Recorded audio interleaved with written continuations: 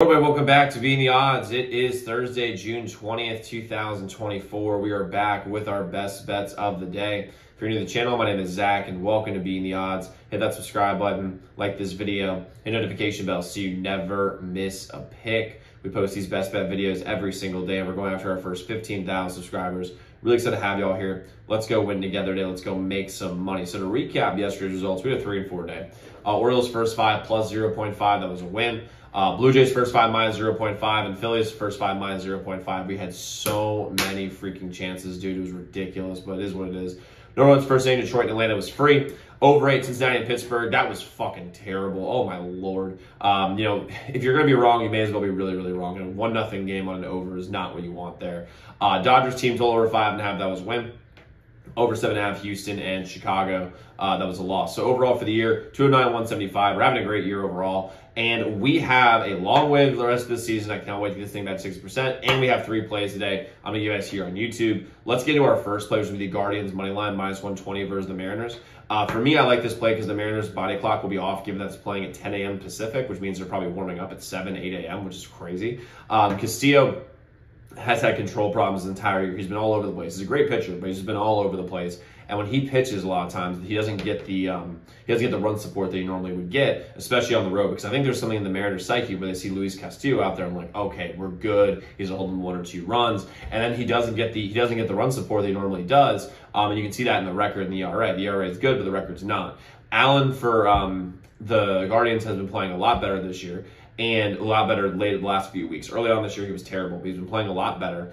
Cleveland's offense has been substantially better from last year. They look awesome, and this bullpen for the Mariners can be had. Same thing with Castillo. And the Cleveland bullpen is far and away the best bullpen in the league by a full run. So I like the Guardians here, money line, minus 120 versus the Mariners. Next, go the over 8.5 in San Diego and Milwaukee. It's all about the offense for both these teams. Both these lineups have our top 10 almost every single offensive category. San Diego is going to be running a tomato can out there for pitching as well with Azer, who has a 7+ ERA. He's been absolutely horrible this year, and they're going to run him out there against Milwaukee, who's just a absolute offensive machine right now.